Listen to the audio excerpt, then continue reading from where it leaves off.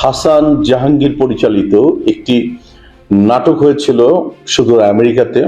সেখানে অনেক রিকোয়েস্টের পরে আমার স্ত্রী এবং আপনাদের প্রিয়দর্শিনী মৌসুমী অভিনয় করেছিলেন, এবং সাথে সেটার একটি কারণই হোক এটা টেলিফিল্মে রূপান্তরিত হয়। এতদিন পরে এখন এসে আমি দেখছি হাসান জাহাঙ্গীর এবং এটার প্রযোজক পরিচালক হিসেবে সেন্সর বোর্ড থেকে এটার অনুমোদন নিয়েছেন ছবি হিসাবে। কিভাবে এটা ছবি হয়? তার কাছে কি ছবির জন্য মৌসুমীর এগ্রিমেন্ট কোনো দেখাতে পারবেন হাসান জাহাঙ্গীর? অবশ্যই না। আমার মনে হয় যে আমি যতটুকু এটার প্রতিবাদ করছি, তীব্র প্রতিবাদ করছি এবং এটা বন্ধের আবেদন করছি, এটা কোনো রকমই একটি চলচ্চিত্র হিসাবে রিলিজ হতে পারে না। মৌসুমীকে এইভাবে মানুষ দেখতে অভ্যস্ত না, আমাকে দেখতে অভ্যস্ত না।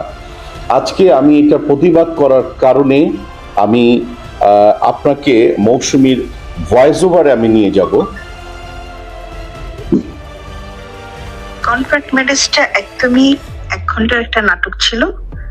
আর 1 ঘন্টার নাটক যেমন হয় একটা ছোট্ট গল্প, ঠিক ওরকমই একটা ছোট গল্প। একটা মেয়ের এই এদেশে আসার পরে তার আমেরিকাতে স্ট্রাগল টাইমটা, এবং তার একজনের সাথে বিয়ে হয়, কন্ট্রাক্ট ম্যারেজ হয়। বাট সেই কন্ট্রাক্ট ম্যারেজ থেকে সে বের হতে পারে না। ওই লোকটা তাকে অনেকভাবে উত্ত্যক্ত করে, বিরক্ত করে। এই ধরনের একটা ছোট্ট গল্প নিয়ে তার এই কন্ট্রাক্ট ম্যারেজের গল্পটা সাজানো ছিল। খুব অনুরোধ করার কারণে, আমিও তখন এখানে ছিলাম দেখে আমি ভাবলাম যে ঠিক আছে, হাসান জাহাঙ্গীর এতবার করে আমাকে রিকোয়েস্ট করছে, ওরা অনেক দিনের একটা আমার সাথে কথাবার্তা হয়েছিল যে একটা কাজ করে দিব। ওই জন্য ভাবলাম ঠিক আছে করে দিই, সময় ছিল।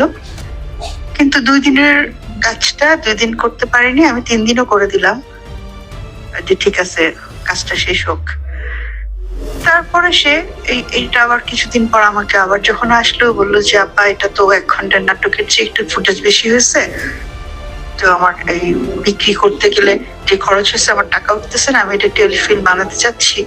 ঢাকারও কিছু অংশ শুট করার পর এটা টেলিফিল্মের একটা ভালো ডিউরেশন হয়ে গেছে, তো এটা এখন যদি আমরা টেলিফিল্ম করি আপনার কি কোনো আপত্তি আছে? তখন আমি বললাম যে হ্যাঁ, কোনো আপত্তি নেই, যদি গল্পটা সুন্দর হয় টেলিফিল্ম আকারে করতে পারো তোমরা, কিন্তু আমাকে তো আমার টেলিফিল্মের অ্যামাউন্টটা দিতে হবে। তখন বললেন যে ঠিক আছে, আমি সেটা অ্যারেঞ্জ করবো আপনার জন্য। তো কি ডিমান্ড? তখন বললো যে আমার এখানে একটুখানি ফুটেজ লাগবে, আপনি আমাকে আর একটা দিন শুটিং করে দেন। পরে একটা দিন আমি আবার শুটিং করে দিলাম, ছোট্ট একটু কাজ করতে চাইলো, করে দিলাম। এইখানে কিন্তু এটা শেষ, যে ঠিক আছে সে ঢাকায় টেলিফিল্ম করে সে যে টাকা খরচ করছে টাকাটা তুলে ফেলবে, ভালো একটা চ্যানেলে চালাবে, ওকে ফাইন। কিন্তু ইদানিং আবার যখন শুনলাম হঠাৎ করে সে সেন্সর পেলো, সেটাকে ছবি বানাতে চাচ্ছে, এটা আমি খুবই অবাক হলাম যে আমাদের সেন্সর বোর্ডে এটা কিভাবে ছবি আকারে পাস হলো বা কি হলো জানি না। আমি তাদের শ্রদ্ধা রেখে কথা বলতে চাই, এরকম ঠিক ছিল না বিষয়টা। আর আমি মনে করি না যে আমার একটা ক্যারিয়ারের মানে একটা এরকম, আমি যেখানে ছবি করি না সেখানে এরকম একটা গল্প দিয়ে আমাকে হুট করে একটা সিনেমার মধ্যে, সিনেমার আত্মবন্ত কোনো কিছু আমি জানি না, সেখানে কোথায় আমাকে কাটপিসের মতন ব্যবহার করা হচ্ছে, এটাও ঠিক না। কিন্তু এটা আমি আশা করিনি, আসলে এটা হাসান জাহাঙ্গীরের কাছে আশা করিনি, এবং আমাদের সেন্সর বোর্ড কেন ধরনের একটা গল্পকে তারা পাশ করে দিল জানি না, আমি খুব কষ্ট পেলাম। তো এখন ছবি রিলিজ হওয়া উচিত কিনা আমি নিজে মনে করি যে হওয়া উচিত না, কিন্তু আইনগতভাবে আসলে কতদূর এটা সবার কাছে সঠিক মনে হচ্ছে সেটা আমি ঠিক বুঝতে পারছি না ততদূর থেকে। তো আমি আশা করব যে আমাদের পরিচালক সমিতি আছে, প্রযোজক সমিতি আছে, শিল্পী সমিতি আছে, সবাই যেন বিষয়টা বিবেচনা করে যে হ্যাঁ, প্লাস ছবির যে একটা রেমুনারেশন হয় সেটাও কিন্তু আমাকে উনি এখনো দেননি। বাইরে কিন্তু এই ছবিটা ছাড়পত্র নিয়ে সুন্দর রিলিজ করে দিচ্ছেন, না আছে ডাবিং, না আছে প্রপার কোনো বিষয়, এখানে জানি না কিভাবে হচ্ছে। খুবই দুঃখজনক। আসলে এটা আমি মনে করি না আমার দর্শকরা এইসব এরকম কিছু দেখার জন্য আসলে প্রস্তুত হয়ে আছে। তারা এটাকে ভালোভাবে নিবে কিনা আমি খুবই চিন্তিত, লজ্জিত। সবাইকে আবার আমি আমার নিজের অন্তর থেকে আমি আপনারা শুনতে পেলেন মৌসুমীর কথাগুলি।